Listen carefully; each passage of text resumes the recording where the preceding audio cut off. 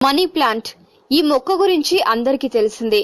దీన్ని ఇంట్లో పెట్టుకుంటే ధనం బాగా కలిసి వస్తుందని, అంతా శుభమే కలుగుతుందని అందరూ నమ్ముతారు.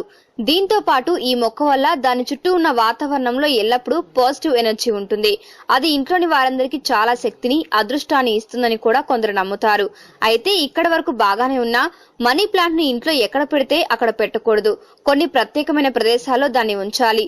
అప్పుడే మనకు తగిన ఫలితం లభిస్తుంది.